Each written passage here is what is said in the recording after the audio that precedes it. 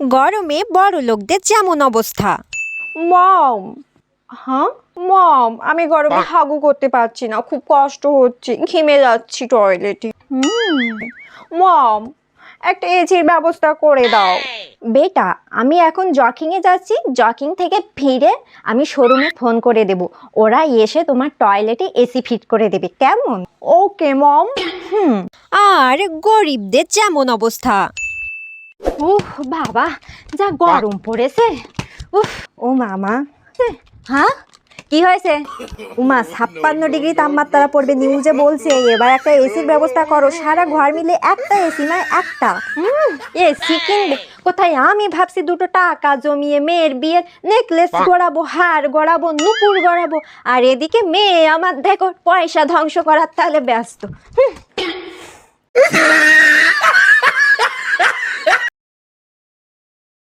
ও বাবা, কি কাল সত্তর গরম জীবন বেরিয়ে গেল যে একেবারে। এই চৈত্রের পোড়া ফাটা গরমে আমি তো সিদ্ধ হয়ে গেলাম। বলি ও বৌমা, গেলে কোথায় সব? বাবা, গরমে মরে যাই। কোথায় শাশুড়িকে এসে একটু বাতাস করবে, সেবা যত্ন করবে, গা হাত পা টিপে দেবে, তা নয় পটের বিবি হয়ে স্বামীর পেছনে ঘুরঘুর করছে। উফ, বলি ও বৌমা। হ্যাঁ মা বলুন। আরে মরার গরম পড়েছে। হ্যাঁ মা বলুন। বলি হ্যাঁ বাপু, আমাকে একটু বাতাস করো, গরমে মরে যাই অবস্থা। মা কারেন্ট আছে, ফ্যান চালিয়ে দিই? না না, ফ্যান চালাচ্ছে? বলি হ্যাঁ, কারেন্ট বিল কি তোমার দাদু এসে দিয়ে যাবে? হ্যাঁ, ফ্যান চালালে হড়হড় করে কারেন্ট বিল উঠবে, সে কাণ্ডজ্ঞান কি আছে তোমার? হ্যাঁ, তাও এখানে দাঁড়িয়ে আসো। বলি হ্যাঁ, তাল পাকা নিয়ে আমাকে একটু বাতাস করো। যত সব আবালোটা মেয়ে লোক। এই কিপ্টে শাশুড়িকে কবে যে জব্দ করব, ভগবান তুমি আমাকে বুদ্ধি দাও। বিয়ের পর উন্নতি। উফ মা, এ কি ঘর বাড়ি নোংরা করে রেখেছে? হ্যাঁ, আরে এই মিষ্টি মা, এগুলো কি করছিস তুই? এতদিন পর বাপের বাড়ি এসছে, সেসব কাজ তোকে করতে হবে না, আমি করে নেবো, তুই বস। উফ মা, তুমি আমাকে কাজ করতে দাও, এখানে সেখানে এটা সেটা নোংরা করে ফেলে রাখছো। আরে এর আবার কি হলো? আরে আগে তো এমনই থাকতিস, তখন তোর চোখে পড়তো না। মা বাজে কথা বলো না তো। বিয়ের আগে দেখতাম সারাদিন নাক ডাকিয়ে শুয়ে থাকতো, আর বিয়ের আগে একটা কাজ বললে বলতে পারবো না। আরে দেখো কাণ্ড, এই কলার কাঁদিটা তুমি এখানে রেখে দিয়েছো। আরে থাক, এসব ভারী কাজ তোকে করতে হবে না, সময় পেলে আমি করে নেব। আরে মা, আমি শ্বশুর বাড়িতে এর থেকে ভারী কাজ করি। হাঁস মুরগি পালন করা, গরু ছাগলের জল দেওয়া, ঘর বাড়ি মোছা, রান্না করা, বাসন মাজা, আরো কত কাজ। আরে তো সামান্য কাজ।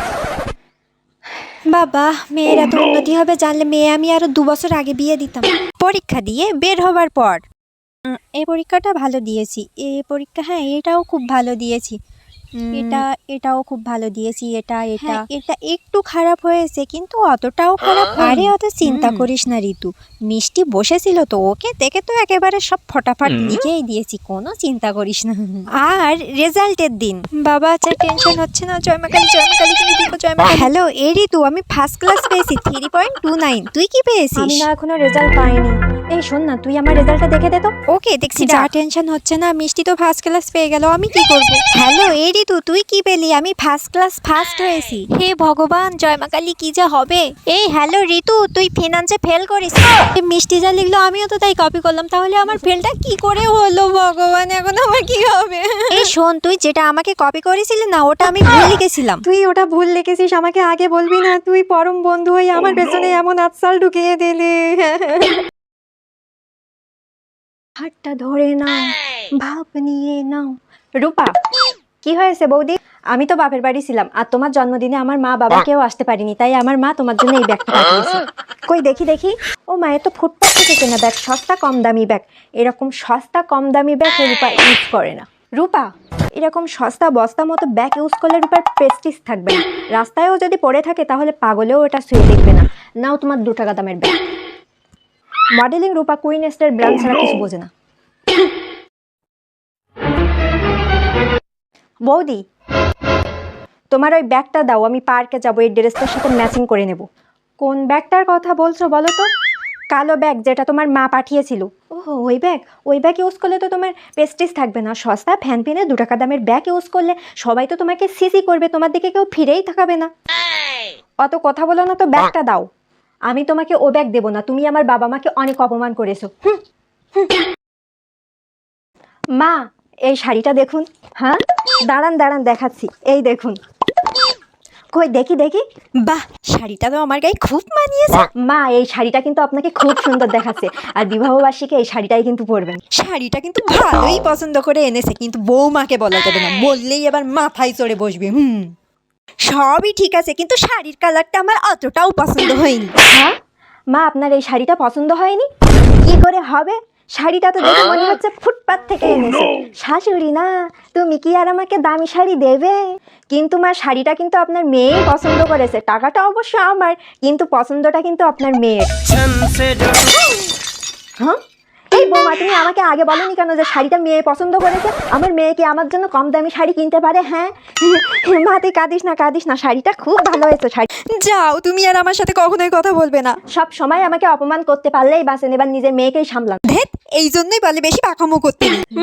লা লা লা লা। শোন না ভদি। হ্যাঁ পুটি, আচ্ছা তোর কোনো ভালো জামা আছে? আজকে একটা বিয়ে আছে, বিয়ে বাড়িতে ওটা পরে যাব। জামা নিবি, বিয়ে বাড়িতে পরে যাবি? আচ্ছা আচ্ছা, আমার কাছে অনেক কালেকশন আছে, তোর যেটা পছন্দ হবে তুই সেটা নিয়ে নিস, কেমন? এই যে এখানে অনেক জামা আছে, তোর যেটা পছন্দ হয় তুই সেটাই নিয়ে নিস। এত জামা, যেটা পছন্দ সেটা নিব। আরে হ্যাঁ হ্যাঁ, নে নে। বাহ কি সুন্দর জামাটা। ওয়াও, এই জামাটা কি সুন্দর, এটা নিয়ে যাই। হেই, এটা না এটা না, এটা বাদ দিয়ে তোর যেটা পছন্দ তুই সেটা নিয়ে যাই, এটা আমার ও দিয়েছিল। ওহো আচ্ছা আচ্ছা ঠিক আছে, আমি এটা বাদ দিয়ে অন্যটা নিচ্ছি।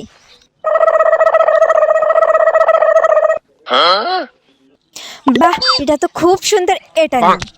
এই এটা দে এটা দে। হ্যাঁ, যেটাতে হাত দিছিস সেটাতেই তোর অসুবিধা। সাতচুন্নি দিবি না তো বললি কেন? হ্যাঁ আরেকবার না না বল, ছবল দিয়ে বৃন্দাবন দেখিয়ে দিই।